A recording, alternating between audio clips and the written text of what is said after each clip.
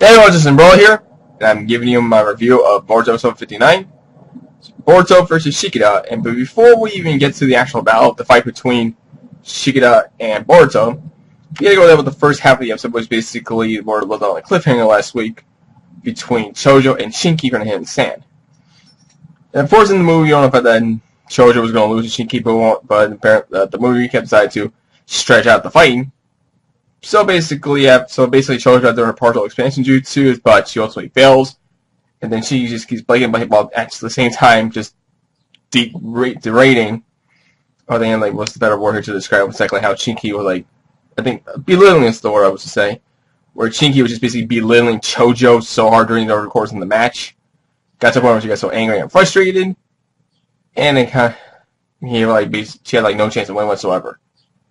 During the whole course of the fight, we actually get to see a bit of a small flashback to exactly how did Shinki met Gaara and how he became at least the spark and the hint of how Shinki became the adopted son to Gaara. During some point in the Hidden Village, some point in the village, apparently there was a bit of a problem with someone with wearing black sand. It was never really iron sand. It turns out the fact that this boy Shinki wasn't able to control his sand. Now at the point where Jinchuriki, but being that he was so young, he was scared. His sand and his chakra kind of got out of control. Gaara, being the Kazekage, guy came inside to sell the situation. Whereas he could feel sympathy and also understand where he's coming from because he used to be the same way too when he was a child. And he ultimately took him in and was like, I can teach you how to control your sand and able to use it to your own ways. Which eventually started off with flash forward here to Shinki became the adoptive son to Gaara, and he became part of the new sand trio. Now, so I'm concerned for the other two. Those two are basically the elder brother and sister to Shinki. They're just I could assume that the new sand siblings, but they're not really called that. So they're just basically the new sand trio. Not sand siblings, but just a trio from the Hidden Sand Village. And also, of course, we have to see the return. I think most of the time when people expect to see Chojo in a fight, being able to use the Dara to Choji, we expected her to at least do the human boulder jutsu, which Chojo is basically well known from the Akamichi from the Akamichi clan for the partial expansion jutsus. But it turns out she actually hates using the jutsu. She actually does the hand sign. She does the hand sign, and ultimately just calls the human boulder.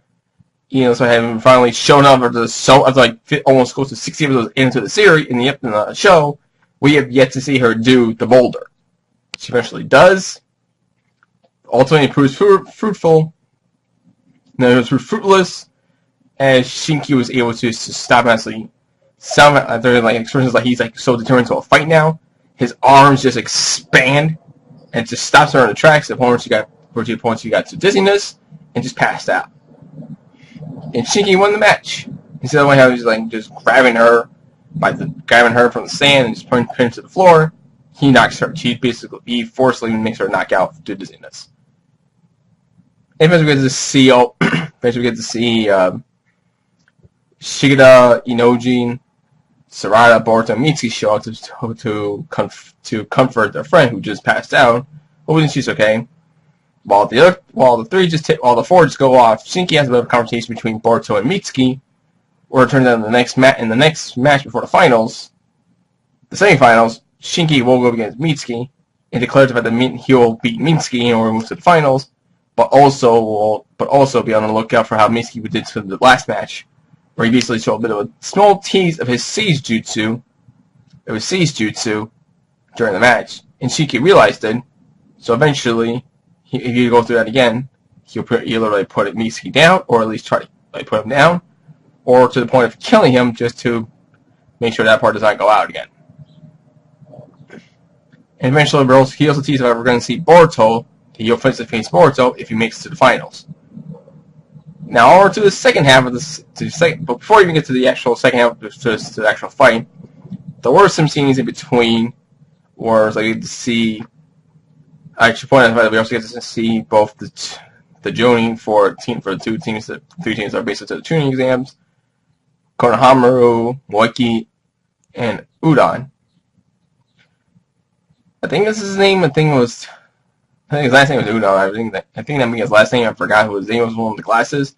So those are the three little munchkins from the original Naruto before Naruto 2 became Geni, who became the new team, the team Konohama, and led by Isubu Sensei. Now we're going to join for the Isubu squads. We get to see them we actually get to see them for once together again after a short while, and then eventually we get to see the actual before the fight officially starts. We get to see a bit of a nice family little back and forth between parents and child. Where both Shikadai and Tamaru were saying, "Don't lose, and just don't get nervous, don't lose." But Chica's just brushing off like, "Oh, you're just like over there, you're just overburning me with this." Tamaru looks like he's being so much lazy, like he's just like his dad, how Shikamaru used to be lazy all the time. She finds it not cute. She finds it completely unnecessary to why the son acts like the father so closely. Hey, then again, Tamaru, you married Shikamaru.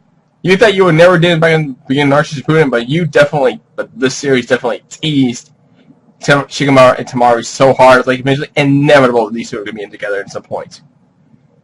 You married him, you gave the birth to Shikada, Shikada ends up becoming only kind of like Shikamaru liked. That's what you got into, that's what you got to deal with. And then eventually we get this, then there was also been a promise between the two, between Shikada and Boruto, where like, no matter who wins or loses, no hard feelings, right? They both did like a knuckle fist of trust, and we're going to fight. And there's a bit of a scene where Boruto like looks at the ninja tools on his wrist. He was like, "I don't have to need Shikamaru. I don't need to be Shikada with this." But upon hearing what he heard from the Nara family, he decides to steal and keep it on, which he does in the movie, and actually uses it against Shikada after a back and forth between kunai clashing, shadow clones, and dodging the shadow paralysis jutsu. And using small rehashes, but still add a few lips on. But they added a few lip movements and some text, just to differentiate from the movie entirely. Though the movie was actually the same, it was just the word and the text and lip movements were derived for the anime. And right before you get close and goes right for a fate, right, goes right to palm right in his face. Shikada does this with his hands and ultimately captures all the four clones in the original Boruto in the area. They kind of covers like the whole entire small center of the arena. Naruto looks like told Shikamaru, "What is that?" And Shikamaru only tells to Naruto, "You're not the only one." He's not the only one who took some special training. If you really know enough that Boruto's clones will be a problem, Shikada trained the way how to use his to expand the shadow. It covers areas of how far. But it was like up to this point, I'm pretty sure it's only up to a certain area. I'm not sure how. It's never exactly how. We don't know exactly how far he's going to expand that. But for now, let's just say to like a small area vicinity, and it's just to grab people in his specific to his proximity. As he goes to clash his bout with Naruto with his Boruto with his kunai right to the throat, totally give up. Boruto actually uses the ninja tool, but apparently in this point, after he's releasing the clones, now entire army around Shikada, but just small enough to get close enough to break the paralysis and free himself. Apparently Naruto did not notice that Boruto was using the ninja tool. He didn't notice. So apparently maybe some point later down the line, mostly after the finals, Naruto will eventually see the ninja tool, that Boruto was using the ninja tool. Up to when, I'm not too sure if he's going to use it or not, but we have to wait and see till next week, because after Shikada gives up, we get to see the scene again from the movie where both Tamari, Sakurai, and Ino are looking to have resemblance back to the old days when back in her time when she was teaming up with Shikamaru. Shikamaru had Tamari on the ropes, but Shikamaru decides to give up the match entirely, and Sakurai was also there watching it, kind of resembling the fact that this is basically the same in the past. But Tamari just can't help but laugh. She doesn't move at all, apparently, in the movie she did, but in here she did not move. So that was a little bit weird for animation. She moved in the movie, but she didn't move here in the episode. And eventually we have Boruto into the finals for Block A, leaving with Sarada go against Akaru. I think that's his name, Akaru, in the anime, the one with the mask and that huge stick, leaving Mitsuki against Shinki in the final two. For the final 72 finals. But before the episode officially ends, we get to see a bit of a nice sweet over between the new Ino-Chika-Cho formation, as both Ino, Jin, and Chojo, who gave it their best in the tuning exam, so only came short in the third round, trying to show Shikadai for losing. Eventually, the three decide to move forward, instead of being chosen out of their thing, decide to move forward. Notably, as they make Moiki-senpai to take them to treat them to barbecue, upon realizing, the fact that with her salary, she's not going to be able to afford barbecue. But they decide to be friends. They decide to help. Decide to go whatever they try to do, have a big part to make it this far. While Shikadai tells Boruto not to blow it in the finals, Boruto kind of realizes about their help here and have a conversation he had with the creator of Ninja Tool. I forgot his name. He shows up towards the end of the episode.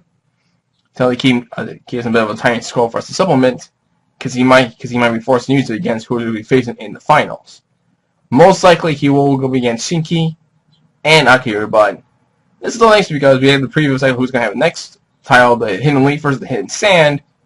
So we know exactly how Saba's going to deal with this one guy with a mask apparently can go through everything like Genjutsu and surprise attacks.